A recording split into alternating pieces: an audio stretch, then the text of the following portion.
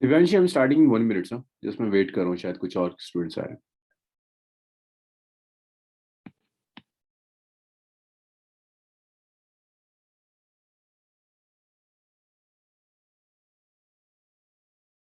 Meanwhile, कल जो मैंने लास्ट क्वेश्चन दिया था, आपने किया सॉल्व उसे?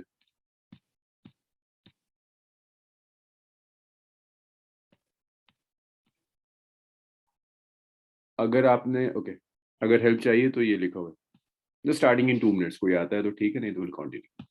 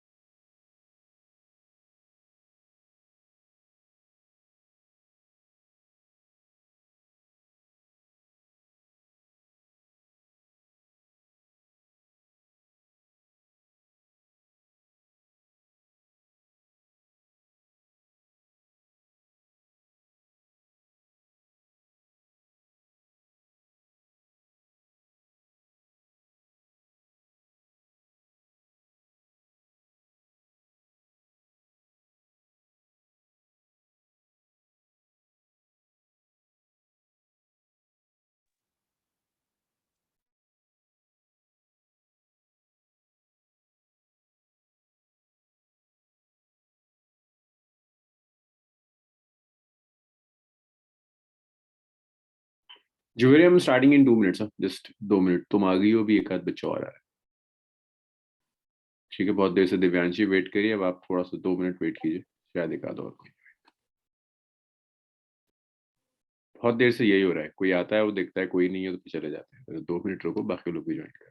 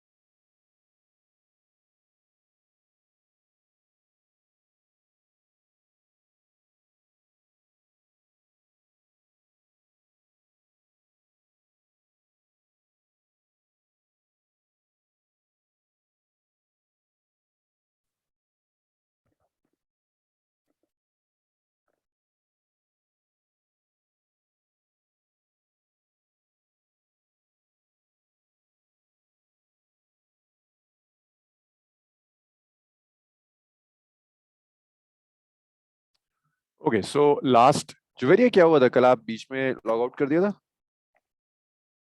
ये तो नेटवर्क नहीं आ रहा था। अच्छा, सो कल हमने टेलीस्कोप कंप्लीट कर लिया था, सिर्फ अब एक रिफ्लेक्टिंग टाइप टेलीस्कोप रह गया। तो देखो रिफ्लेक्टिंग टाइप टेलीस्कोप्स को पहले देख लिए रिफ्रैक्टिंग टाइप में इश्यूज क्या होते हैं। वो टेलीस्कोप जिसमें आप लेंस यूज करते हो ना, उसके साथ कई इश्यूज हैं।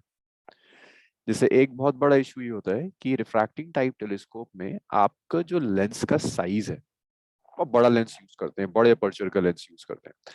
इस लेंस के साथ कई प्रॉब्लम्स आती हैं। इस लेंस के साथ पहली प्रॉब्लम ये आती है कि इसमें मल्टीपल फोकस हो सकता है। स्फेरिकल एबरेशन कहते हैं, मल्टीपल फोकस हो सकते हैं। मल्टीपल फोकस होने का मतलब है एक ही ऑब्जेक्ट की मल्टीपल इमेजेस बना देगा। तो उसका रिजल्ट ये होता है कि आपको इमेज क्लियर नहीं दिखती, आपको ब्लर्ड इमेज दिखने लगती है। That's the first problem with the lens of a very large aperture.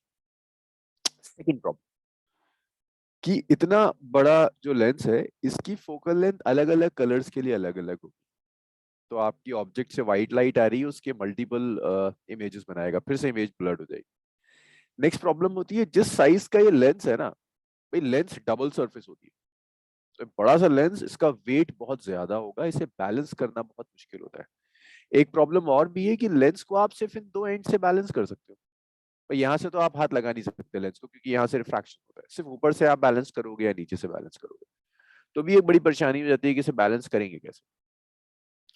तो इन सारे रीजन से जब आप ऑब्जर्वेटरीज में टेलीस्कोप्स यूज करते हैं, तो उन टेलीस्कोप में हम लेंस ना यूज कर कर वी यूज मिरर। सो हम ऑब्जेक्टिव लेंस यूज नहीं करते, वी यूज ऑब्जेक्टिव मिरर, और उसको कहते हैं रिफ्लेक्टिंग टाइप टेलीस्कोप। तो instead of objective lens we use objective mirror. Reflecting type बहुत ज्यादा डिटेल में नहीं है। रिफ्लेक्टिंग टाइप का एक एग्जांपल इसे कहते हैं कैसीग्रेन। कैसीग्रेन रिफ्लेक्टिंग टाइप टेलीस्कोप। तो देखो कैसीग्रेन में क्या होगा, आपने एक मिरर लिया हुआ है। This is a paraboloidal objective mirror. ये ऑब्जेक्टिव मिरर है, पैराबोलिक है। ऑब्जेक्टिव लेंस की जगह ये आपकी इंफिनिटी पर ऑब्जेक्ट थी, इससे पैरेलल रेज आ रही। ये देखो ये पैरेलल रेज आई। ये पैरेलल रेज कन्वर्ज होने के बाद एक और मिरर से कोलाइड करेंगी। इस मिरर को कहते हैं सेकेंडरी मिरर। और सेकेंडरी मिरर से रिफ्लेक्ट होने के बाद यहां पर आइलेंस होता है। ये आइलेंस आइलेंस में एंटर कर जाएंगी और यहाँ फाइनल इमेज। तो देखो आइलेंस वैसा ही है जैसा रिफ्रैक्टिंग टाइप टेलीस्कोप में था। तो only issue is with this mirror कि पहले ऑब्जेक्टिव लेंस होता था, उसे हटाकर दो मिरर का आपने सिस्टम यूज कर। अब इससे फायदा क्या होता है मिरर यूज करने से? भाई लेंस के कंपेरेबल, अच्छा अगर सेम साइज का लेंस हो और सेम साइज का मिरर हो, तो क्या लगता है जुवेरिया किसका मास कम होगा, मिरर का लेंस का?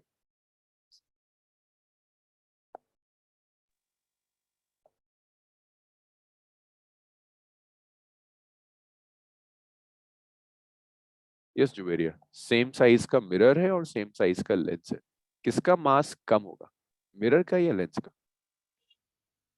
से मार्क हमारा मिरर का। रीजन क्यों लगता है आपको कि मिरर हल्का होगा एज कम्पेयर टू लेंस?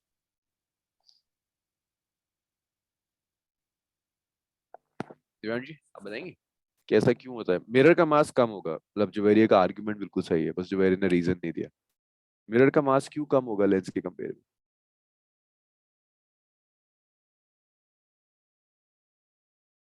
मैं को होस्ट हूँ दिव्यांश। देखिए मिरर ना is a single surface. Mirror single surface होता है, एक सिंगल ग्लास का पीस है। बट लेंस डबल सरफेस होता है और उसके अंदर भी ग्लास भरा हुआ। तो इसलिए डबल सरफेस इसका मास ज्यादा होगा, जो सिंगल सरफेस इसका मास कम। तो एक ये भी प्रॉब्लम होती है आपके रिफ्रैक्टिंग टाइप टेलीस्कोप के साथ कि जो आप लेंस लेते हो उसका मास बहुत ज्यादा होता है, वेट बहुत ज्यादा हो जाएगा। बट मिरर का मास लेंस के कंपेरेबल बहुत कम होता है। जिस साइज का लेंस है, अगर उसी साइज का आप मिरर लेकर आओगे तो मिरर का मास बहुत कम। फिर मिरर को बैलेंस करना आसान होता है। देखो सपोर्ट देने के लिए जगह बहुत है ना। अगर आप एक मिरर को सपोर्ट देना चाहते हैं तो सपोर्ट देने के लिए जगह बहुत है। ये मिरर है, ये पूरी स्पेस है जहां आप इसे सपोर्ट दे सकते हैं। पूरा पूरी स्पेस है जहां आप सपोर्ट दे सकते हैं। जगह बहुत ज्यादा है, बैलेंस करना आसान है। इन सारे रीजन से instead of a lens we use mirror. Aamna कल आप क्लास में कहाँ गायब हो गई थी बीच में?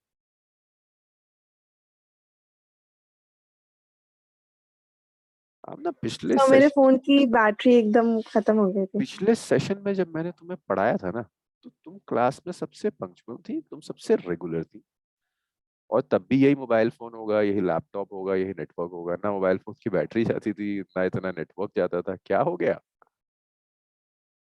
यस सर, वो मैं अपने होम टाउन आई हुई हूँ ना, तो बैटरी पे ध्यान नहीं दिया। अच्छा, जितना नीट करीब आ रहा है मुझे ऐसा लग रहा है तो उतनी केयरलेस होती जा रही है। भाई नीट के एग्जाम देना है या इरादा नहीं है? नहीं सर, देना है। देना है, सिर्फ देना है या क्रैक भी करना है?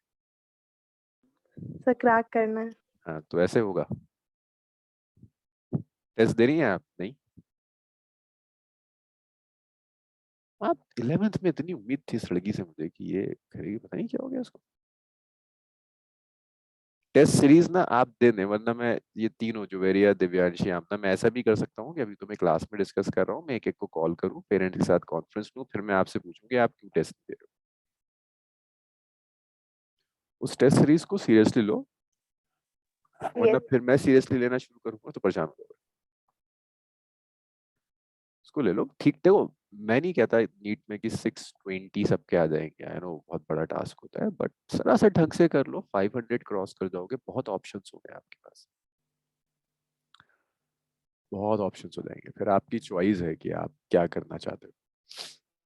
और बहुत मुश्किल नहीं है 500 550 के ऊपर जाना, अगर आप ठीक ठाक कुछ महीने जरा परफॉर्म कर लें।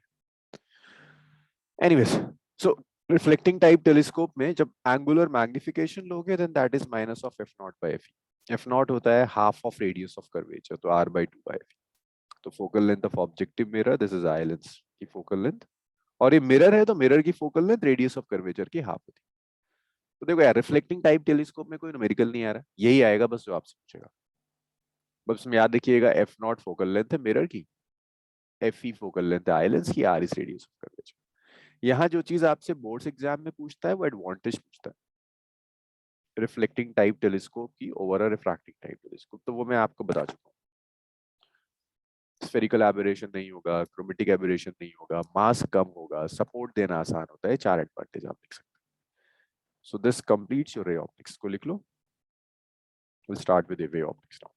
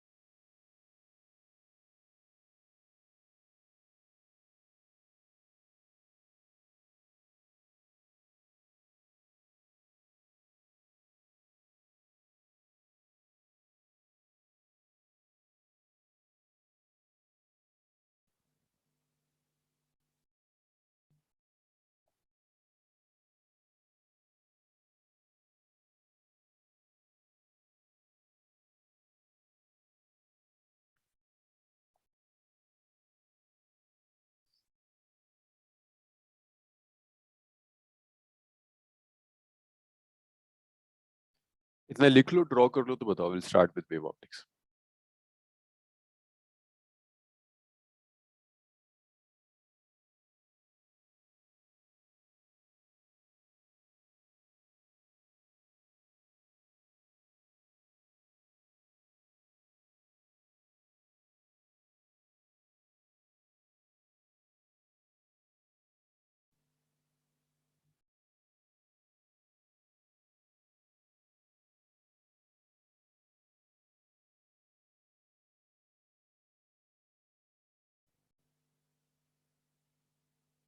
रे डायग्राम हो गया? Yes sir.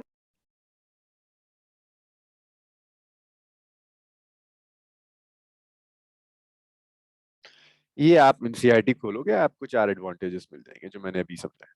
क्रोमेटिक एबरेशन नहीं होगा मिरर में, स्फेरिकल एबरेशन नहीं होगा, वेट कम होगा सपोर्ट देना सा।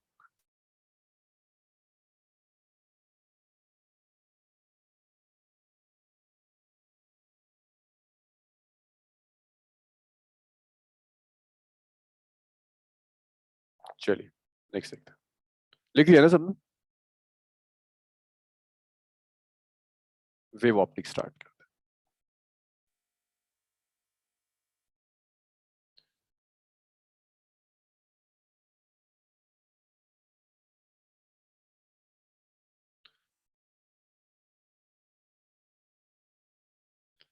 देखिए वेव ऑप्टिक स्टार्ट होगा with the concept of light particle है या वेव है। जुवेरिया, पार्टिकल और वेव समझ में आता है ना? Yes, sir. Sound particle wave, What, sir? Sound sound sound is particle और वेव?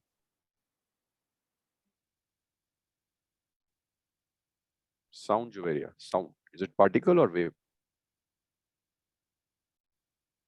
Sir, sound तो हमारा wave है. वेव। अच्छा पेन इट्स अ पार्टिकल और a wave? The pen particle है. पार्टिकल में और वेव में कोई एक डिफरेंस बता सकती हैं आप? कोई एक डिफरेंस जैसे आप बता दो कि अच्छा पार्टिकल में ये होता है वेव में ये नहीं होता, Yes, sir. बताइए कोई एक डिफरेंस पार्टिकल और वेव। तो particles जो होते हैं हमारे small quantity of matter होता है और जो wave होता है वो propagation of disturbance होता है. कुछ कुछ ठीक बताया जुवेरिया ने। अब ना और कोई डिफरेंस देखो, एक डिफरेंस तो जुवेरिया ने बता दिया। तो जुवेरिया ने कहा इसमें पार्टिकल में मैटर है, पार्टिकल इज मैटर, तो कुछ ना कुछ मास होगा। Sound waves just propagation of energy. और कोई डिफरेंस आमना पार्टिकल और वेव में? सो वेव्स में वेवलेंथ होती है, पार्टिकल्स में वैसा कुछ नहीं होता। ओके दिव्यांशी, और कोई डिफरेंस?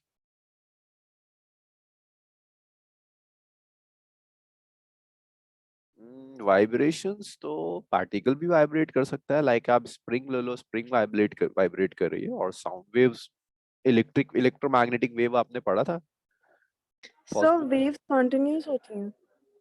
सारी वेव्स कॉन्टिन्यूअस नहीं होती। एक और डिफरेंस होता है देखो, पार्टिकल ना लोकलाइज्ड होता है। मींस तुम बता सकते हो कि एग्जैक्टली तुम्हारा पार्टिकल कहाँ होगा। Waves are delocalised, waves delocalised होती है। पार्टिकल लोकलाइज्ड होता है, वेव डीलोकलाइज्ड होती है। जैसे जैसे पेन है, अगर आप रूम में बैठे हो आप बता सकते हो आपका पेन एग्जैक्टली किस पोजीशन पर होगा। लेकिन अगर मैं आपसे कहूँ बताना मेरी साउंड वेव्स आपके रूम में किस पोजीशन पर होंगी, आप एग्जैक्ट पोजीशन नहीं बता सकते। आप कह सकते हो कि मोबाइल फोन या लैपटॉप के पास अगर आप बैठे हुए हो तो मोबाइल फोन या लैपटॉप के पास साउंड की मिलने की प्रोबेबिलिटी ज्यादा होगी। जैसे जैसे आप दूर जाओगे साउंड के मिलने की प्रोबेबिलिटी कम होती चली जाएगी। बट ऐसा नहीं होने वाला कि आप बता पाओगे पिन पॉइंट कर कर कि इस जगह साउंड है और इस जगह साउंड नहीं। So these are some differences कि पार्टिकल में मास होता है, वेव में मास नहीं होता। हालांकि हम वेव को क्वांटाइज करके मास ला सकते हैं। क्लासिकल अगर थ्योरी पर आए तो पार्टिकल हैव मास, वेव्स में मास नहीं है। Particles are localised, waves are delocalised. तो मैं इसको ऐसे लिख देता हूँ, पेन हटाकर मैं लिख देता हूँ पार्टिकल,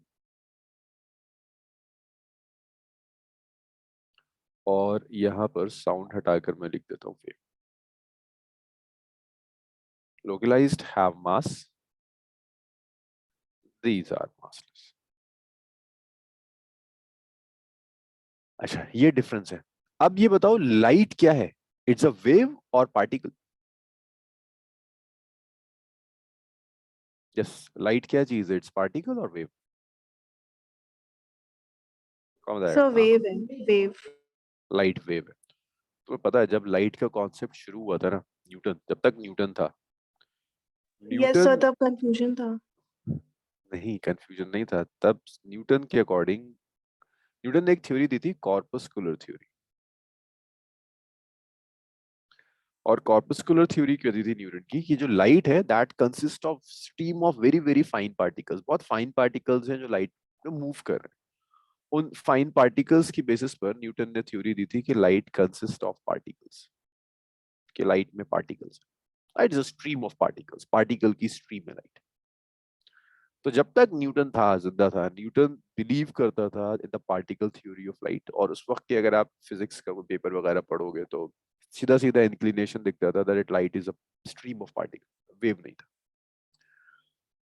वेव थ्योरी और की सपोर्ट में जो लोग थे दैट वाज हाइंस, जिसे आप पढ़ोगे। हाइंस ने पूरी एक थ्योरी दी थी ये अज्यूम करते हुए that light is a wave. Huygens की थ्योरी में बेस्ट ये है कि इस थ्योरी के अंदर कोई फॉर्मूला नहीं। आज तक आपने जो भी कोई थ्योरी पढ़ी उसमें फॉर्मूला होता है, डेरिवेशन होती है। इसकी थ्योरी में कोई फॉर्मूला नहीं है, प्योर ज्योमेट्रिकल कंस्ट्रक्शन। हाइंस के बाद पहला आदमी जिसने एक्सपेरिमेंटली ये दिखाया था that light is a wave that was Young. Young's ने दिखाया कि जिस तरह की चीजें साउंड में होती है, it was known that sound is a wave, उस तरह की चीजें लाइट में भी होती है। तो ये सब लोग थे जिन्होंने ये शो किया था that light consist of wave. In fact बाद में जब एक्सपेरिमेंटल रिजल्ट्स आने लगे तो वो एक्सपेरिमेंटल रिजल्ट्स दोनों तरह के थे। कुछ एक्सपेरिमेंटल रिजल्ट्स थे जो उसको फेवर करते थे कि light consist of stream of particles. कुछ एक्सपेरिमेंटल रिजल्ट्स फेवर करते थे that light is consist of wave, कि लाइट एक वेव। तो ये बहुत टाइम तक ये टेंशन फिजिक्स में रही कि जो लाइट है ये पार्टिकल भी है और ये लाइट वेव भी है। जैसे कुछ एक्सपेरिमेंट्स हैं वेव थ्योरी अगर आप लोगे तो यंग्स एक फिनोमेना होता है इंटरफेरेंस। इंटरफेरेंस वेव्स में ही हो सकता है। एक फिनोमेना होता है डिफ्रैक्शन, ये वेव्स में ही हो सकता है, डिफ्रैक्शन पार्टिकल्स में नहीं होता। फिर दूसरी तरफ अगर आप लाइट को पार्टिकल लो तो इसके फेवर में भी कुछ एक्सपेरिमेंटल रिजल्ट्स थे। जैसे एक था photoelectric effect. Photoelectric effect clearly ये शो करता है कि light consist of stream of particles. तो बहुत टाइम तक फिजिक्स में टेंशन थी कि लाइट पार्टिकल है या wave. Then came this de Broglie. ये डी ब्रोगली आया। डी ब्रोगली का आर्ग्यूमेंट था कि लाइट में दोनों कैरेक्टरिस्टिक्स हैं, पार्टिकल कैरेक्टरिस्टिक्स भी और वेव कैरेक्टरिस्टिक्स भी। फिर उसने अपनी थ्योरी को और एक्सटेंड किया। उसने कहा सिर्फ लाइट नहीं, हर चीज, तुम एक पेन भी उठा लो, इस पेन में दोनों कैरेक्टरिस्टिक्स होंगे, पार्टिकल कैरेक्टरिस्टिक्स भी और वेव कैरेक्टरिस्टिक्स। तो light is both wave as well as particle. कुछ एक्सपेरिमेंटल रिजल्ट्स जैसे इंटरफेरेंस है, डिफ्रैक्शन है, ये शो करते हैं that light is a wave. Photoelectric effect type चीजें पार्टिकल थ्योरी से आती है। रिफ्रैक्शन, रिफ्लेक्शन, ये सब आप पार्टिकल और वेव दोनों थ्योरी से एक्सप्लेन कर सकते हैं। तो हमने लाइट को एज अ ज्योमेट्रिकल ऑब्जेक्ट माना था जब हम रे ऑप्टिक्स पढ़ रहे थे। हमने कहा था light travels in a straight line. आप कहीं ना कहीं पार्टिकल थ्योरी को फेवर कर रहे हैं क्योंकि वेव ऐसे ट्रैवल नहीं करती, वेव तो स्प्रेड आउट हो जाती है। अब आप लाइट को एज अ वेव कंसीडर करें। तो वेव ऑप्टिक्स में आपके पास जो टॉपिक्स हैं, तो एक्सपेरिमेंटल रिजल्ट्स याद रखिएगा। ये एग्जाम्स में आए क्वेश्चंस की कौन कौन से फेनोमेना हैं या एक्सपेरिमेंट्स हैं जो फेवर करते हैं वेव थ्योरी को, कौन कौन से एक्सपेरिमेंटल रिजल्ट्स हैं, फेनोमेना है जो फेवर करते हैं पार्टिकल थ्योरी को। तो फोटोइलेक्ट्रिक इफेक्ट पार्टिकल थ्योरी के लिए, interference, diffraction, polarisation, Doppler's effect, ये सब वेव थ्योरी को फेवर। तो जब आप लाइट को एज अ वेव कंसीडर करोगे, जब आप लाइट को कंसीडर करोगे as a stream of particles, तो एज अ वेव, तो वेव ऑप्टिक्स में आपके सिलेबस में 4-5 टॉपिक्स हैं। एक है हाइंस प्रिंसिपल,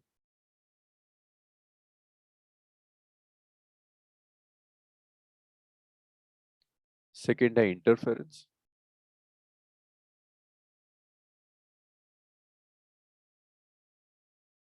थर्ड है डिफ्रैक्शन,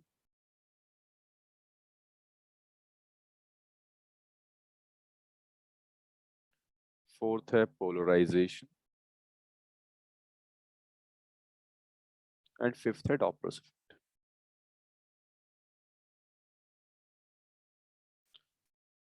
अब सीबीएसई सिलेबस में क्या हुआ है, डॉपलर्स इफेक्ट काट दिया है, पोलराइजेशन काट दिया है, डिफ्रैक्शन काट दिया है, सिर्फ ये 2 टॉपिक्स रहे।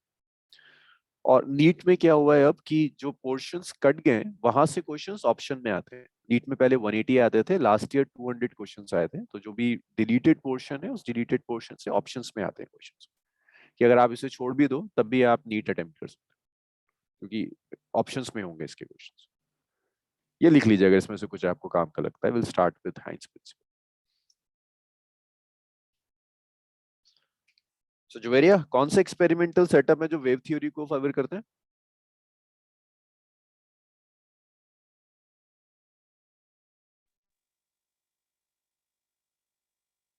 यस भैया, कौन से फिनोमेना है, कुछ नाम, कुछ फिनोमेना का जो शो कर रहे हो that light is a wave? Sir double split experiment. Interference है ना?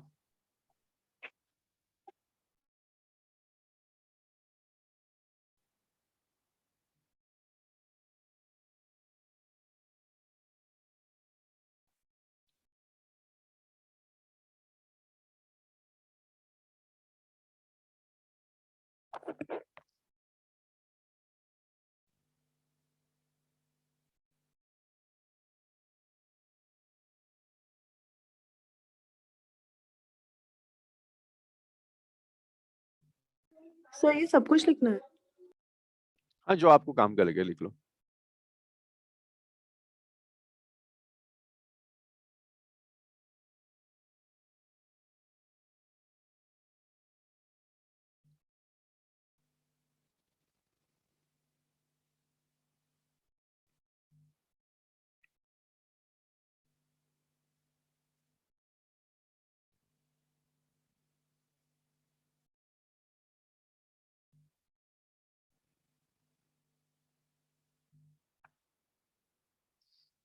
ये नाम याद रखिएगा बस, वेव थ्योरी में क्या क्या फिनोमेना है जो वेव थ्योरी को एक्सप्लेन करता है।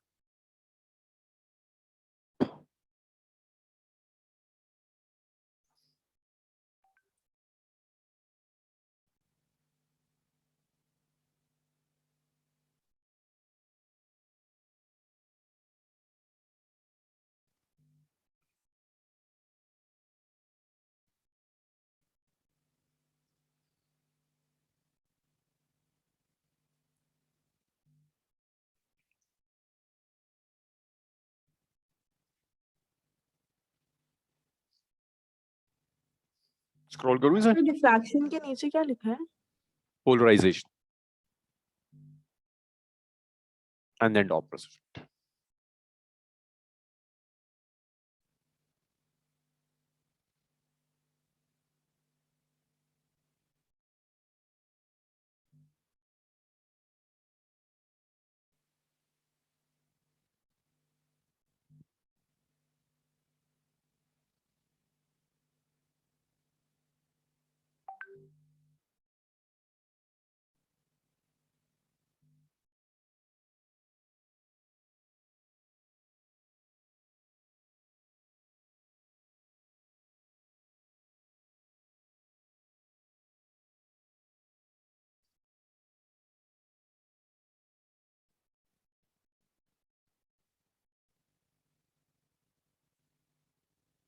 लिख लिया आप लोगों ने तो ना?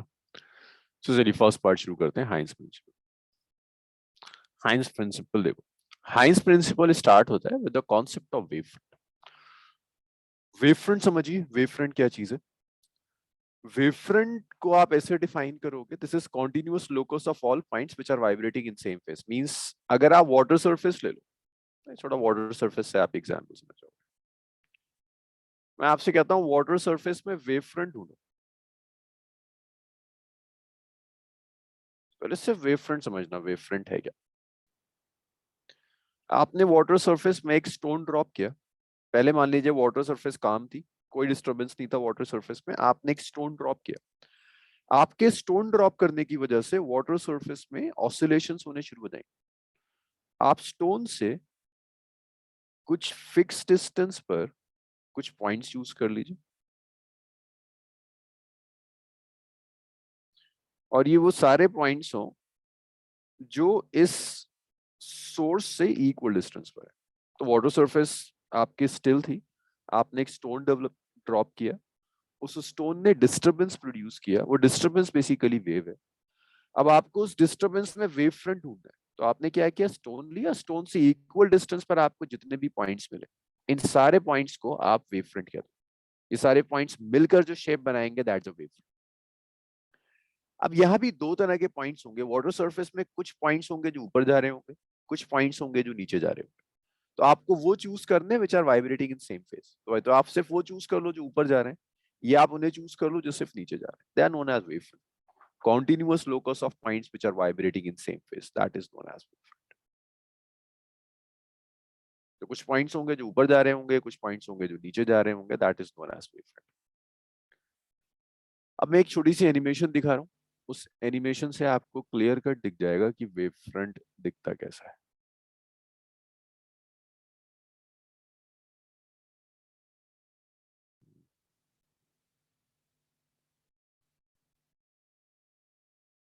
तो देखिए, ये आपने स्टोन ड्रॉप किया, ये क्लियर है वीडियो, एनिमेशन विजिबल है?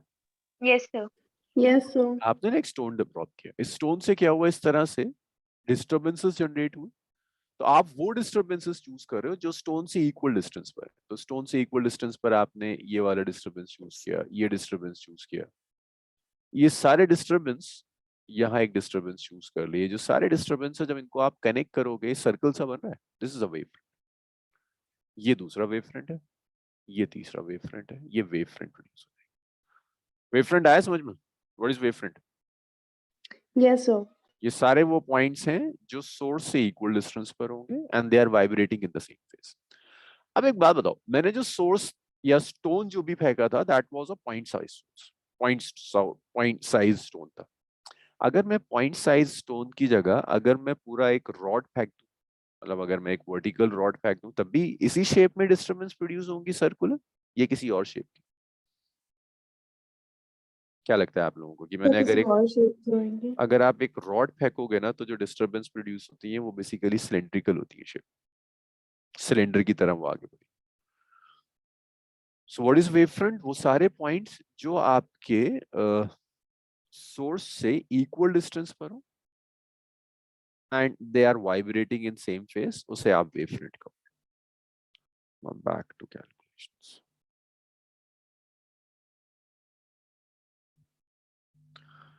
लाइट ट्रैवल करती है in the form of wave front. मतलब ये आर्ग्यूमेंट था हाइंस का। हाइंस ये आर्ग्यूमेंट उस टाइम पर दे रहा है जिस टाइम पर लोग बिलीव करते थे कि लाइट में पार्टिकल्स हैं और पार्टिकल्स ट्रैवल करते हैं। हाइंस आर्ग्यूमेंट दे रहा है कि लाइट में पार्टिकल्स नहीं है, लाइट इज अ वेव। एक वेव फ्रंट होगा और वो वेव फ्रंट धीरे धीरे धीरे धीरे आगे ट्रैवल करता है। सो दैट वाज हाइंस प्रिंसिपल कि light travels in the form of wave front. Now if you have one wave front, तो आप रे कैसे ड्रॉ करोगे, जो हमने रे ऑप्टिक्स में पूरा रिफ्रैक्शन रिफ्लेक्शन रे के थ्रू किया था। तो हाइंस का आर्गुमेंट था, अगर वेव फ्रंट पर आप नॉर्मल ड्रॉप करो, आप वेव फ्रंट पर नॉर्मल ड्रॉप करो, तो these are the normals on the wave front. तो वेव फ्रंट पर जो नॉर्मल्स होंगे वो नॉर्मल आपको रे का direction. So rays are perpendicular to the wave front. Wave front पर जो भी परपेंडिकुलर होंगे, नॉर्मल्स होंगे, वो आपको वेव फ्रंट का डायरेक्शन। लिखिए ना, वेव फ्रंट लिखिए, फिर देखते हैं अलग अलग तरह के वेव फ्रंट्स क्या क्या होते हैं, different shapes of wave front.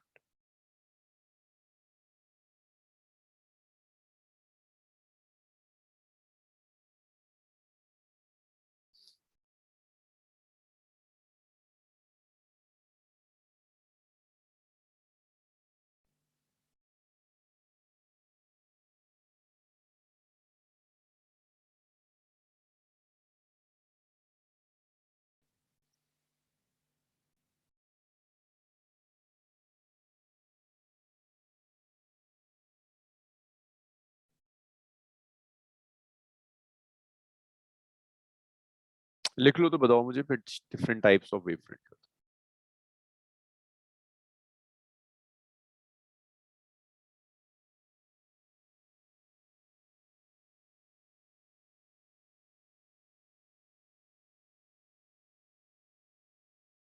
कितना हो गया? आमना, जुबेरिया, लिख लिया इतना? Wait sir.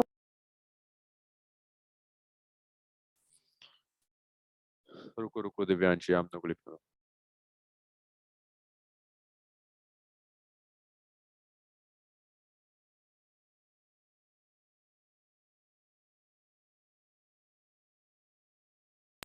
Done sir. Okay, next देखिए टाइप्स ऑफ वेव फ्रंट। कितने टाइप के वेव फ्रंट्स हो सकते हैं? वेव फ्रंट के लिए तुम्हें सोर्स लेनी है और सोर्स से इक्वल डिस्टेंस पर पॉइंट्स लेने हैं। तो जुबेरिया, मान लो मैंने एक सोर्स स्पेस में ले ली, पॉइंट साइज सोर्स लिए, मैंने एक छोटा सा बल्ब ले लिया, पॉइंट साइज बल्ब। इससे जब मैं वेव फ्रंट ड्रॉ करूंगा तो क्या शेप मिलेगा? सर्कल, डिस्क, स्फेयर, स्क्वायर, क्या शेप बनेगा जुबेरिया? अगर मैं पॉइंट सोर्स के लिए वेव फ्रंट ड्रॉ करो। जो मेरी आवाज नहीं है अब भी नहीं, क्या हो जाता है? माइक तो तुम्हारा ऑन हो रहा है लेकिन आवाज नहीं आ रही। आमना, अगर मैं सोर्स पॉइंट साइज ले लूं तो उसके लिए वेव फ्रंट कैसा हो? सो वैसे ही स्फेरिकल। स्फेरिकल वेव फ्रंट ना, आपने एक पॉइंट ले लिया, उससे इक्वल डिस्टेंस पर जब आप पॉइंट चुनोगे तो आपको जो शेप मिलेगा that shape will be spherical. Zuberia, आप यही कह रही थी स्फेरिकल या कुछ और बता रही? जुवेरिया,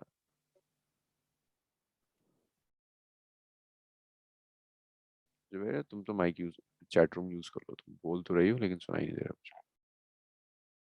अच्छा, स्फेरिकल वेव फ्रंट। तो अगर पॉइंट सोर्स है तो एक स्फेरिकल वेव फ्रंट होगा, रेज वेव फ्रंट के परपेंडिकुलर होती है। दो वेव फ्रंट्स मैंने ड्रॉ करें तो लाइट ना वेव फ्रंट की फॉर्म में जाएगी। सोर्स ने एक वेव फ्रंट प्रोड्यूस किया, फिर वो वेव फ्रंट दूसरा वेव फ्रंट प्रोड्यूस करेगा, फिर वो तीसरा वेव फ्रंट प्रोड्यूस करेगा और आगे बढ़ती चली जाएगी लाइट। That's spherical. अगर मैं पॉइंट सोर्स की जगह आपको लाइन सोर्स दे दूं, मैं आपसे कहूं जो सोर्स है ना दैट्स अ लाइन, मान लो लाइट की जो सोर्स है वो सोर्स पेन की तरह है, मान लो ट्यूबलाइट है, tubelight is a line source. तो अगर ये लाइन सोर्स है तो इक्वल डिस्टेंस पर जब आप पॉइंट्स लेंगे इस लाइन सोर्स से, तो उन पॉइंट्स का जो कॉम्बिनेशन होगा वो कॉम्बिनेशन आपको सिलेंडर देगा। तो लाइन सोर्स के लिए जो वेव फ्रंट होगा that wave front will be cylindrical. तो cylindrical wave front, this is for a line source. Cylindrical wave front के बाद नेक्स्ट देखो प्लेन वेव फ्रंट। अगर आपके पास एक डिस्टेंट सोर्स है, डिस्टेंट सोर्स मींस अगर सोर्स आपसे बहुत दूर है, इन्फिनिटी पर सोर्स रखी हुई है, तो रेस कैसी आती है? अगर इन्फिनिटी पर कोई सोर्स है वहां से अगर कुछ रेज आ रही होगी तो रेस कैसी होगी? किसी भी तरह से parallel. Parallel race.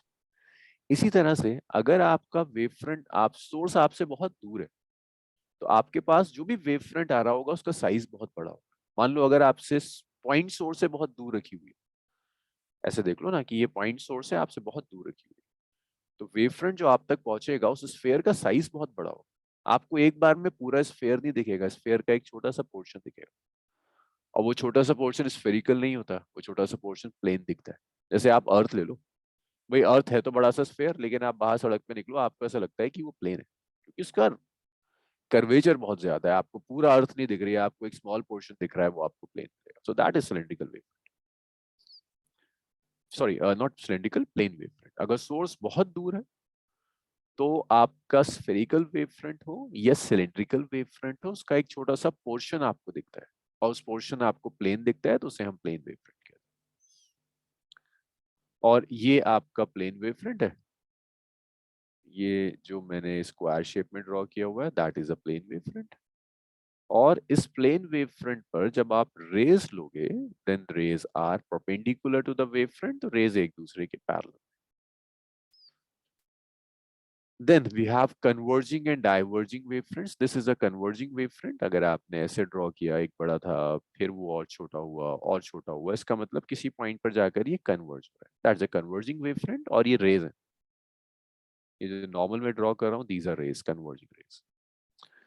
Next is diverging wavefront की साइज पहले छोटा था फिर वो बड़ा हुआ और बड़ा हुआ, तो ये डाइवर्ज होता चला जा रहा है। रेज ड्रॉ करोगे तो फिर नॉर्मल जाएगी, this is again a diverging.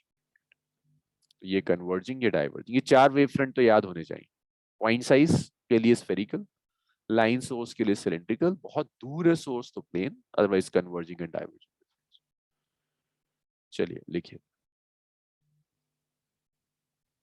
सो थोड़ा नीचे कर दीजिए। ओके, यहां से लिखना है।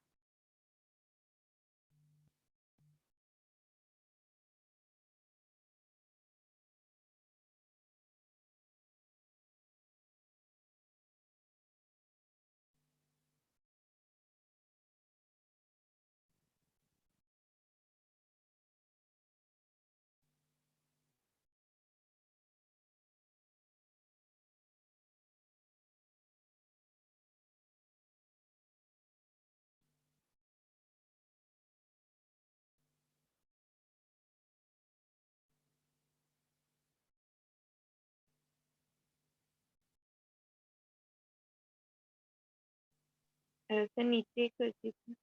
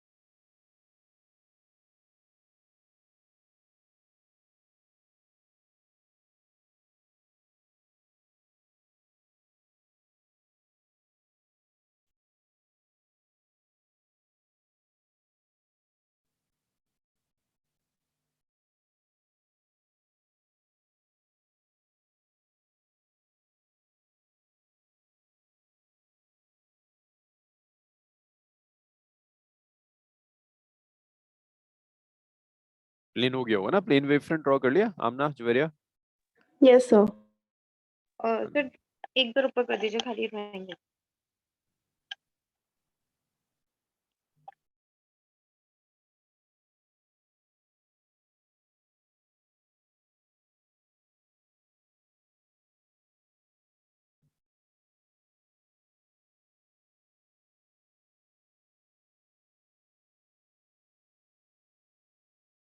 Yes sir.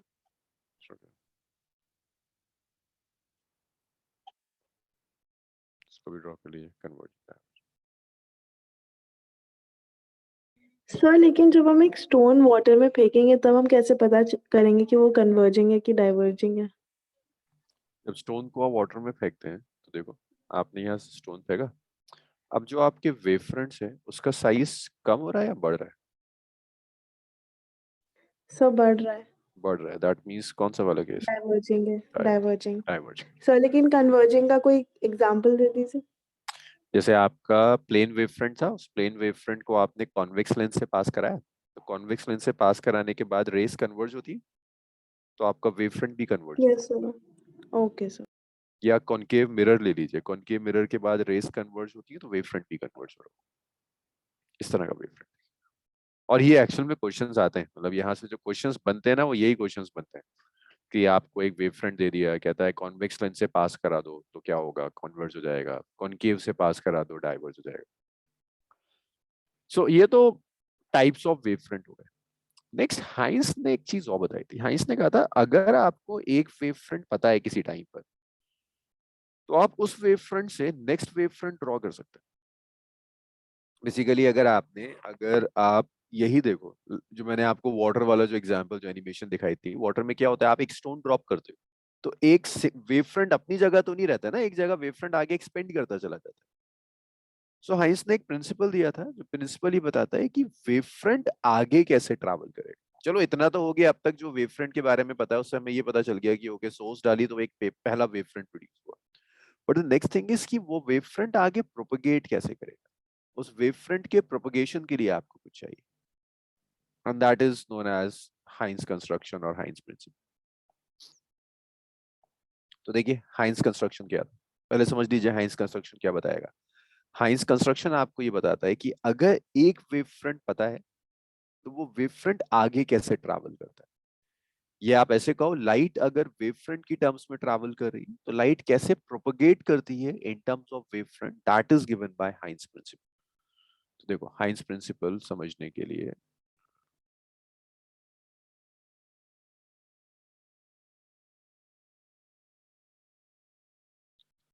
लाइट कैसे प्रोपगेट करेगी in the form of wave front, that was given by Huygens principal.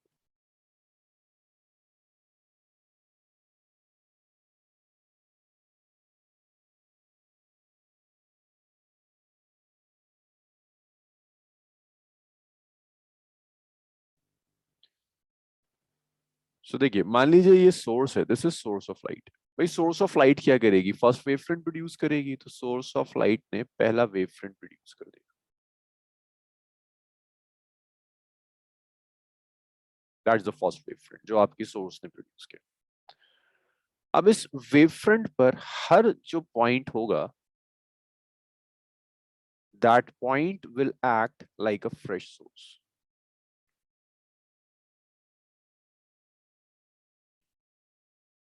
Her point, source ने पहला वेव फ्रंट प्रोड्यूस किया। अच्छा पॉइंट सोर्स है तो ये वेव फ्रंट कैसा होगा, फर्स्ट वेव फ्रंट क्या शेप रहा होगा इसका, plane, spherical, spherical sir. Spherical. तो इसे आप कहते हो this is your primary wave front. जो फर्स्ट वेव फ्रंट प्रोड्यूस हुआ है that is known as primary wave. And you can say कि ये जो प्राइमरी वेव फ्रंट प्रोड्यूस हुआ है ना, ये प्राइमरी वेव फ्रंट प्रोड्यूस हुआ है at t equal to zero. T equal to zero पर आपने प्राइमरी वेव फ्रंट प्रोड्यूस कर दिया। अब ये वेव फ्रंट आगे ट्रैवल करेगा, टी टाइम के बाद ये वेव फ्रंट कहीं पहुंच जाएगा। आपको डिसाइड करना है टी टाइम के बाद ये वेव फ्रंट कितना डिस्टेंस कवर करता है। तो उसे आप ऐसे लिख सकते हो, इस प्राइमरी वेव फ्रंट पर जितने भी पॉइंट्स होंगे, those points will behave as a fresh source. तो हर पॉइंट एक पॉइंट सोर्स की तरह काम करेगा, फिर से वो कुछ डिस्टरबेंस प्रोड्यूस करेगा, तो हर पॉइंट एक फ्रेश सोर्स की तरह काम कर रहा है और उसने और फर्दर डिस्टर्बेंस प्रोड्यूस कर दी।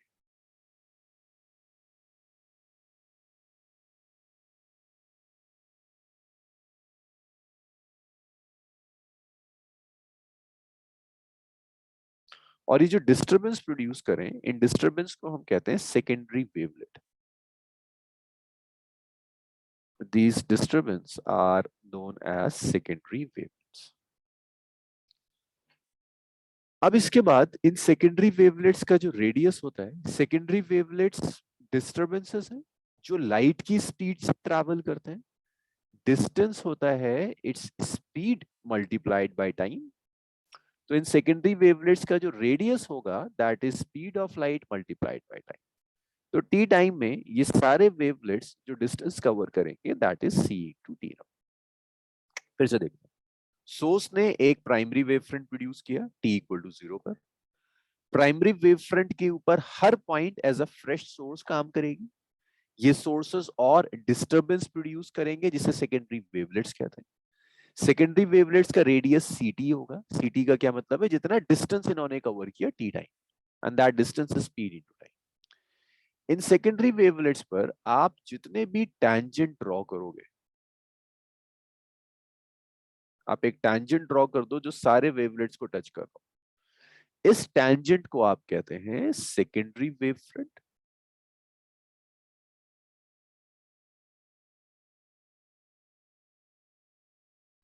और सेकेंडरी वेव फ्रंट को ड्रॉ करने का मतलब है आप कह रहे हो कि t इक्वल टू टी पर आपकी लाइट वेव इस पॉइंट पर पहुंच गई। तो ऐसे आपकी लाइट ट्रैवल करी इन the form of wave front. Source ने प्राइमरी वेव फ्रंट जनरेट किया। प्राइमरी वेव फ्रंट के ऊपर हर पॉइंट सेकेंडरी वेवलेट ड्रॉ करेगा। सेकेंडरी वेवलेट का radius speed of light into time होता है। सेकेंडरी वेवलेट के ऊपर आप टैंजेंट ड्रॉप करेंगे तो ये टैंजेंट आपको सेकेंडरी वेव फ्रंट देगा। ये क्लियर है Divyanshi, Juveria? This is Heinz principle. This is how light propagate in the form of wavelet. अच्छा, अब इसके बाद आगे लाइट कैसे जाएगी? आमना बताओगी मुझे, अगर मुझे शो करना है कि लाइट को आगे भी ट्रैवल कराना है तो नेक्स्ट कैसे आगे ट्रैवल करेगी लाइट, कैसे ड्रॉ करेंगे? सो सेकेंडरी वेव फ्रंट के हर पॉइंट को एक सोर्स मान लेंगे।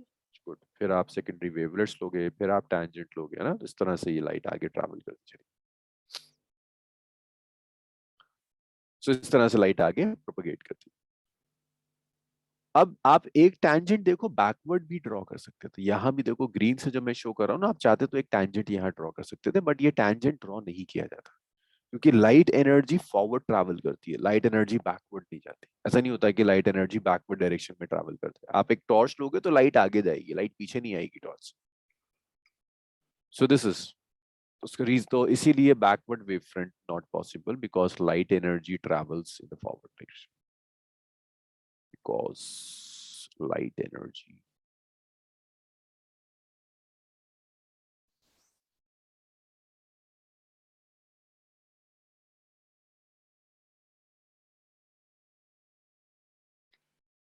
travels in forward direction.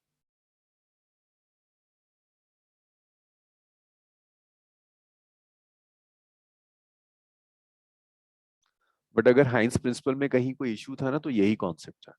मतलब हाइंस की थ्योरी एक्सप्लेन नहीं कर पाई कि लाइट बैकवर्ड डायरेक्शन में क्यों नहीं जाती, तो बस एक फैक्ट लेकर उसने लिख दिया था। तो दैट वाज, अगर आपको कहीं पूछ ले हाइंस थ्योरी का ड्रॉबैक या हाइंस थ्योरी में कहाँ इशू था, तो दैट वाज द इशू कि बैकवर्ड वेव फ्रंट क्यों ड्रॉ नहीं कर रहा है। जब फॉरवर्ड ड्रॉ करते हैं तो बैकवर्ड भी करना चाहिए।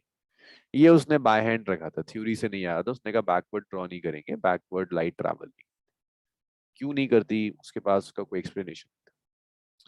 तो ये जो मैंने समझाया वो मैंने पॉइंट्स में लिख दिया। तो एक बार मैं पॉइंट्स भी रीड आउट कर देता हूँ। देखो, it's a geometrical method of locating the new position and shape of wavefront at any instant from the known position and shape at any other instant. Each point on primary wavefront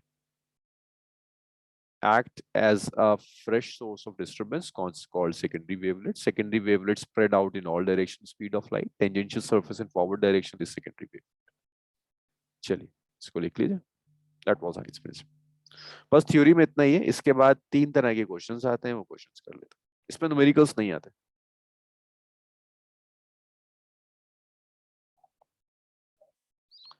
so from your point of view of your NEET exam इसमें बहुत कुछ नहीं है, but yes आपके boards exams में यहाँ से पूछ लेता है।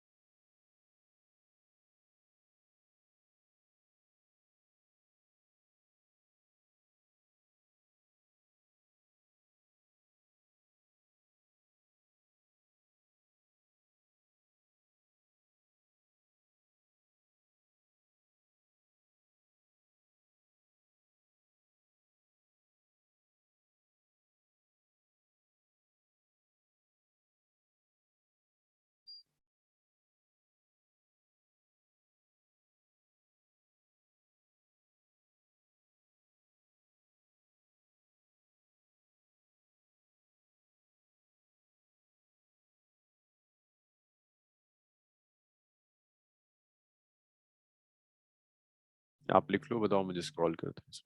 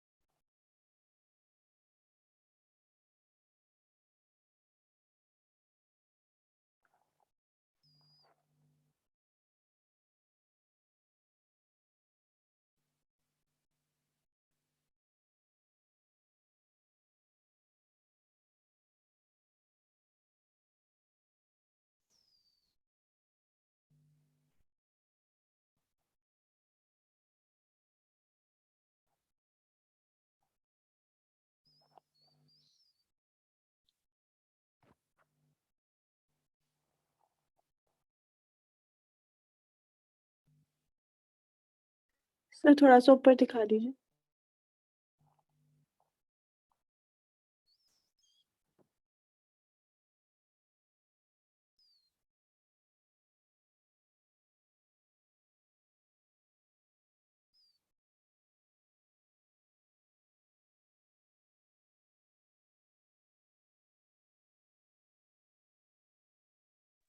यस सर, थोड़ा सा नीचे।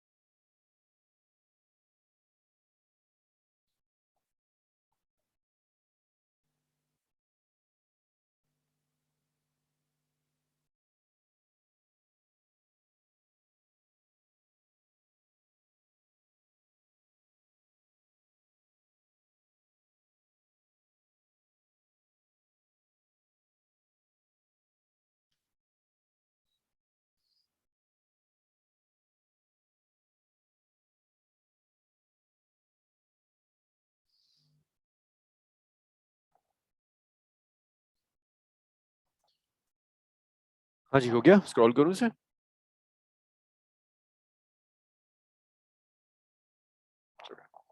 तो देखिए यहाँ क्वेश्चंस कैसे आते हैं।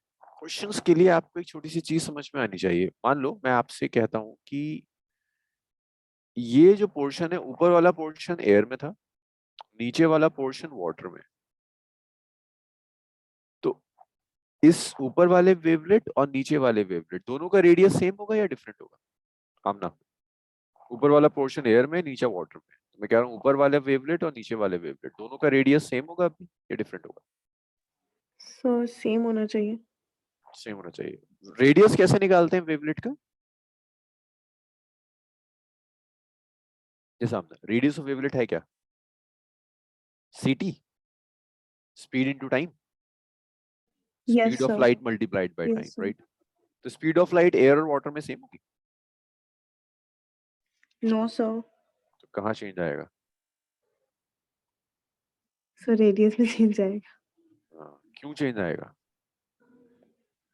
सर क्योंकि स्पीड ऑफ लाइट सेम नहीं है वाटर में और एयर में। और कहाँ कम होगा? अब ये जो वेरिएबल बता, ये दिव्यांशी बता देगी। दिव्यांशी, कहाँ इस सर रेडियस वाटर कम में हो? कम। वाटर में कम हो जाएगा ना, क्योंकि वाटर में लाइट की स्पीड कम होती है, तो वाटर में रेडियस कम। सो जो क्वेश्चंस आएंगे ना इसके ऊपर एक तो डेरिवेशंस आती हैं जो सिर्फ आपके बोर्ड्स एग्जाम्स के लिए। जो क्वेश्चंस आते हैं ड्रॉ करने के लिए, उसमें आपको सिर्फ ये ख्याल रखना होता है कि कहाँ रेडियस वेवलेट का कम हो जाएगा, कहाँ रेडियस वेवलेट का बढ़ जाएगा। तो उससे आप डिसाइड कर सकते हैं कि आपका वेव फ्रंट कन्वर्जिंग होगा, प्लेन होगा या डाइवर्जिंग। जैसे सर हाँ, यस, सर मैं ये पूछ रही थी कि आपने अभी कहा था कि वेवलेट सोर्स पॉइंट से सेम डिस्टेंस पे होनी चाहिए जी, तो फिर यहाँ तो वो सेम डिस्टेंस पे नहीं होएगी अगर रेडियस सेम नहीं होएगा तो। राइट। तो यहाँ पर दो वेव फ्रंट्स हो जाएंगे, एक इंसिडेंट वेव फ्रंट हो जाएगा, एक रिफ्रैक्टेड वेव फ्रंट हो जाएगा। This will be refraction of light. ये रिफ्रैक्शन हो जाएगा अगर मैं ऐसा कुछ दूं आपको कि ओके एयर और वाटर है। तो मैंने बस समझाने के लिए ऐसा पूछ लिया था ताकि नेक्स्ट सेक्शन में उसे मैं यूज करूं।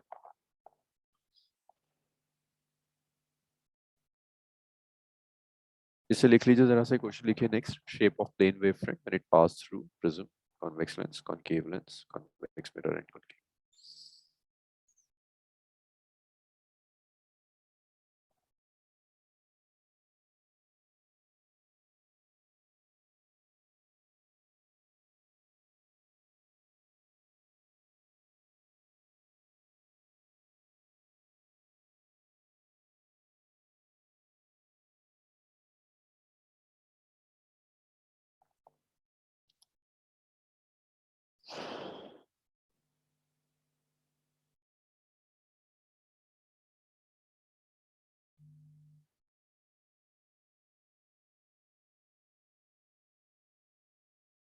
हो गया? क्वेश्चन लिख लिया?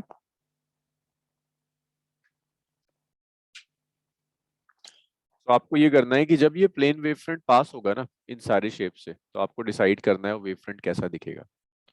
तो एक तो मैं आपको प्रॉपरली ड्रॉ करके दिखाता हूँ। इसको रब कर देता हूँ। तो वैसे करने के दो मेथड्स होते हैं। एक तो होता है ईमानदारी वाला मेथड जिसमें अच्छा खासा टाइम लगता है, तो पहले ईमानदारी वाला सिखा देते हैं। फिर एक मेथड होता है जिसमें आप थोड़ी सी चीटिंग करोगे, रिजल्ट सेम आएगा, आपकी एफर्ट्स बहुत बच जाएंगी, टाइम बहुत बच जाएगा। तो देखिए पहला वो जिसमें आप पूरी डिटेल ड्रॉ करोगे। आपको एक प्रिज्म दिया हुआ है, ट्राइंगुलर प्रिज्म। वो आपसे कहता है इस ट्राइंगुलर प्रिज्म के ऊपर आपने एक वेव फ्रंट को इंसिडेंट किया हुआ है। आपने इस ट्राइंगुलर प्रिज्म के ऊपर कोई एक वेव फ्रंट इंसिडेंट कर दिया। लेट्स से आपने एक प्लेन वेव फ्रंट इंसिडेंट कर दिया। This is the plane wave front. वो आपसे कहता है कि जब ये वेव फ्रंट इस प्रिज्म से पास होगा, तो फिर बताओ इसका शेप कैसा रहेगा, कैसा दिखेगा ये। तो एक वेव फ्रंट से दूसरा वेव फ्रंट ड्रॉ करने के लिए we use Huygens principle. Divyanshi first step क्या होगा? This is your primary wave front. This is your primary wave front. मुझे सेकेंडरी वेव फ्रंट ड्रॉ करना है। Primary wave front, secondary wave front के लिए दिव्यांशी फर्स्ट स्टेप क्या होगा?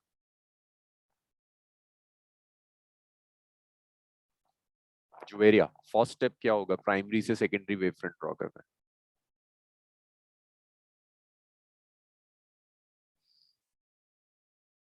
नहीं आता। आमना, सो हम लोग प्राइमरी वेव फ्रंट के हर पॉइंट को एक सोर्स मान लेंगे, एक फ्रेश सोर्स मान Right. लेंगे।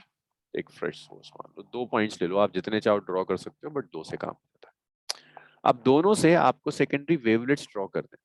सेकेंडरी वेवलेट सर्कुलर होता है, लेकिन अगर तुम ऊपर देखोगे तो पूरे सर्कल का तो देखो कोई काम ही नहीं था, बस इतना ही आर्क तो काम हुआ है। तो instead of drawing the complete circle हम सिर्फ आर्क ड्रॉ करेंगे। सिर्फ इतना ही तो यूज हुआ है, बाकी तो यूजलेस है। तो पूरा ड्रॉ करने की जरूरत ही नहीं, सिर्फ आर्क ड्रॉ कर। तो मैंने 2 पॉइंट्स यूज कर लिए, एक पॉइंट का नाम ए दे दिया, एक पॉइंट का नाम बी दे दिया। दोनों से हम आर्क ड्रॉ करेंगे। अब दिव्यांशी, ए इतना तो बता दो, बी से जो आर्क जाएगा उसका रेडियस और ए से जो आर्क जाएगा उसका रेडियस सेम होगा या डिफरेंट होगा? बस सेम या डिफरेंट बता दो, लॉजिक होना चाहिए कोई।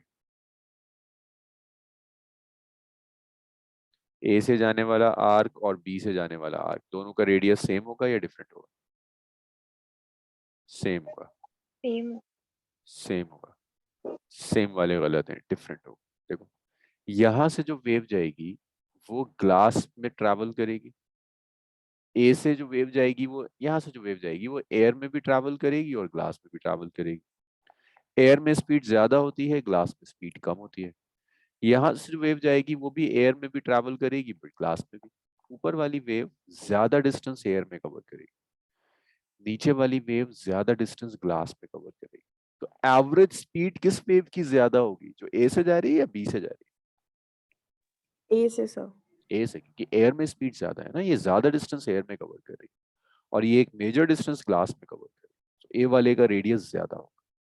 तो आप ऐसे प्लॉट कर सकते हो, ए से जो वेवलेट जाएगा उसका रेडियस कंपेरेबल बहुत ज्यादा, बी से जो वेव आएगी उसका रेडियस कंपेरेटिव कम।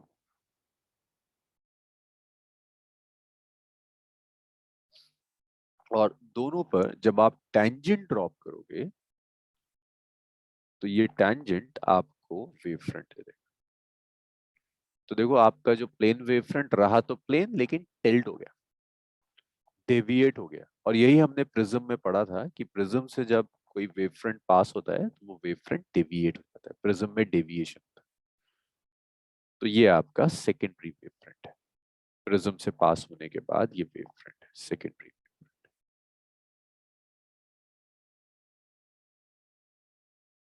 आप चाहो तो डिस्टेंस मार्क कर लो। देखो, ये वाला जो रेडियस होगा ना यहाँ से यहाँ तक, इस डिस्टेंस को आप कह दो दिस इज v1t।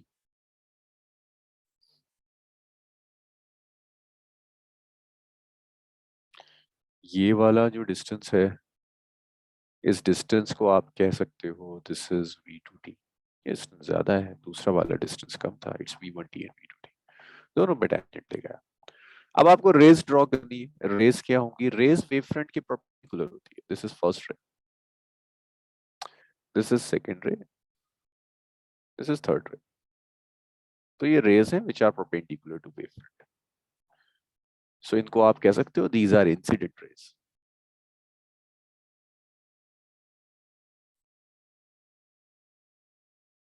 इसी तरह से यहाँ भी आप रेस ड्रॉ कर दो, ये परपेंडिकुलर जाएंगी फिर से। ये है आपकी रिफ, ये इंसिडेंट रे थी, ये डेविएटेड रेस है। प्रिज्म यही तो काम करता है, रे को डाइवर्ट करता है, डेविएशन हो जाता है रे के अंदर। स्ट्रेट जा रही थी, डेविएट हो गई। एक तो ये मेथड है ड्रॉ करने का, जिसमें आप प्रॉपर आर्क लेते हो, प्रॉपर आप रेडियस लोगे, टैंजेंट्स लोगे। इसे लिखिए, फिर मैं आपको एक शॉर्टकट मेथड और सिखाता हूँ। इसे ड्रॉ कर लीजिए। ये पहला है कि अगर प्रिज्म पर आपको चाहिए क्या बिहेवियर होगा, तो ये फर्स्ट आप ड्रॉ करें।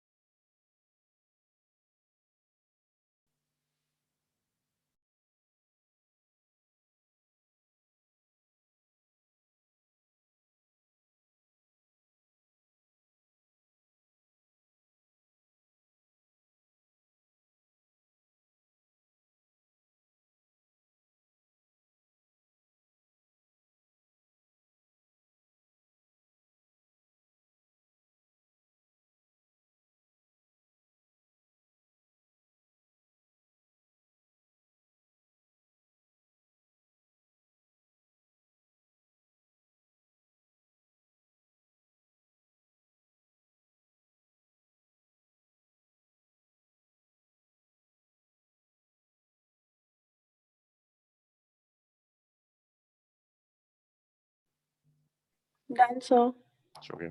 अब देखिए डायरेक्टली आप कैसे कर सकते हैं बिना इतना सब झंझट लिए हुए। ये रहा प्रिज्म आपका। अगर आप शॉर्टकट यूज करना चाहते हैं तो एटलीस्ट आपको फिजिक्स आनी चाहिए। Should know your physics. आपको पता होना चाहिए कि प्रिज्म का बिहेवियर क्या होता है। सो जैसे आपने ये प्राइमरी वेव फ्रंट ले लिया, this is your primary front. वो सेकेंडरी आपसे ड्रॉ करवाएगा तो आपको ये पता हो कि भाई सेकेंड प्रिज्म करता क्या है। प्रिज्म रेस को डेविएट कर देता है। अगर रेस डेविएट होंगी तो बहुत नेचुरल सी बात है कि आपका वेव फ्रंट भी डेविएट हो जाएगा। ऐसे डेविएट हो जाएगा।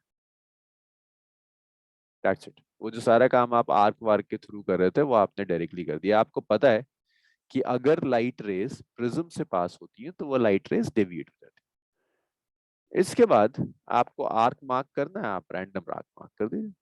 आपको पता है यहाँ से आर्क पास होना चाहिए था, आपने यहाँ से आर्क पास कर दिया। यहाँ से आर्क पास होना चाहिए था, यहाँ से आर्क पास कर दिया। रेस चाहिए थी परपेंडिकुलर टू वेव फ्रंट, आपने रेस ले ली।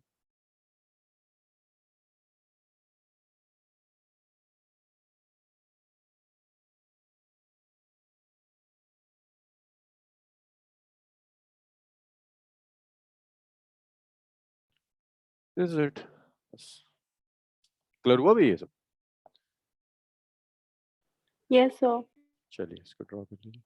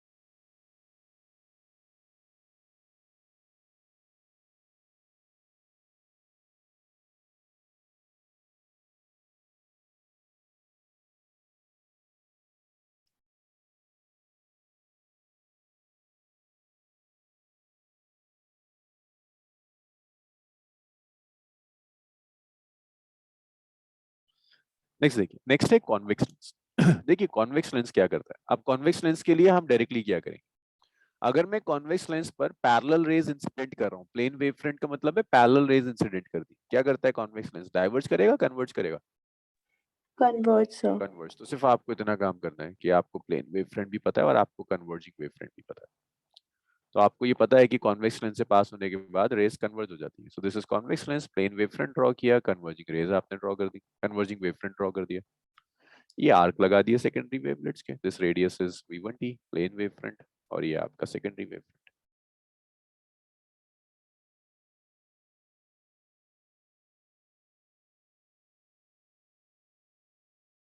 और ये आपने रेस नॉर्मली ड्रॉ कर दी। ये क्लियर है तीनों का, या मैं इसको रब करके दोबारा से ड्रॉ करके दिखाऊं जो मेरे यहाँ। सर क्लियर है। इसी तरह से अगर मैं कॉनकेव लेंस ले लूं, क्या करता है कॉनकेव लेंस, डाइवर्ज कर देगा। फिर आपने प्लेन वेव फ्रंट लिया, डाइवर्जिंग वेव फ्रंट ड्रॉ कर दिया।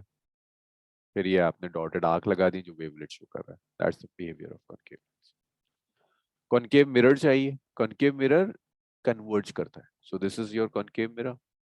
ये आपका प्लेन वेव फ्रंट, ये आपका सेकेंडरी वेव फ्रंट रिफ्लेक्ट होने के बाद जो कन्वर्ज करता है, आपने कन्वर्जिंग बना दिया।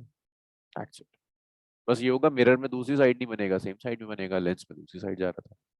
इसे ड्रॉ कर लीजिए। ये क्वेश्चंस हैं जो बोर्ड्स में आते हैं।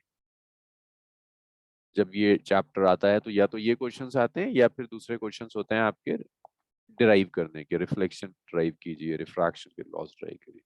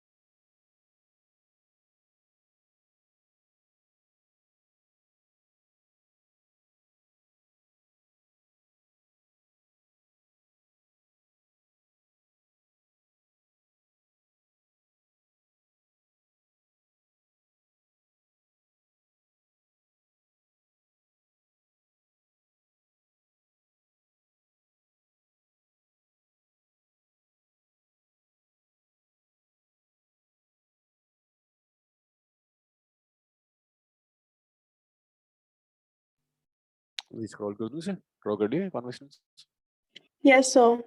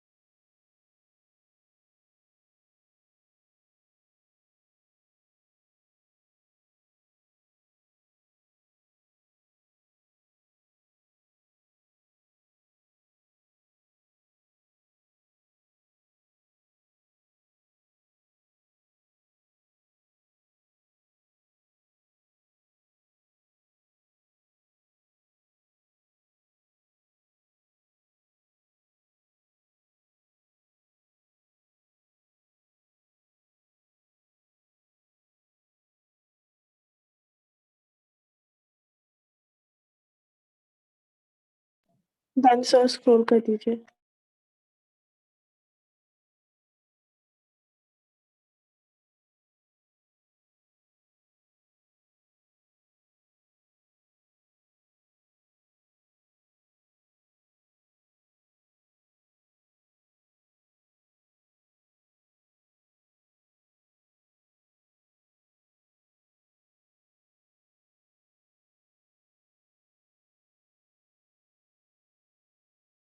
Done sir. अब इसी तरह से अगर कॉन्वेक्स मिरर दे दूं तो कॉन्वेक्स मिरर डाइवर्ज करता है, so that will be your diverging wavefront.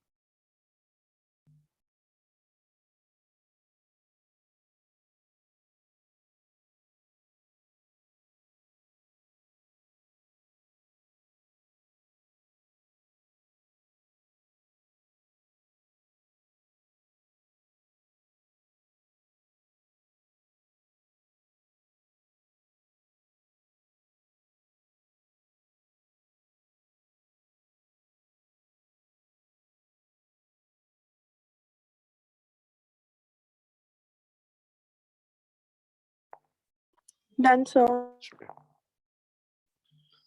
इसके बाद नेक्स्ट है, आपके पास रिफ्लेक्शन और रिफ्रैक्शन के लॉज हैं जो हमने रे ऑप्टिक्स में पढ़े थे। तो ये दो डेरिवेशंस हैं, बट मुझे लगता है कि आज हो पाएंगे। नेक्स्ट क्लास में इसको कंटिन्यू करेंगे। So that's the last topic, फिर हम इंटरफेरेंस स्टार्ट करेंगे।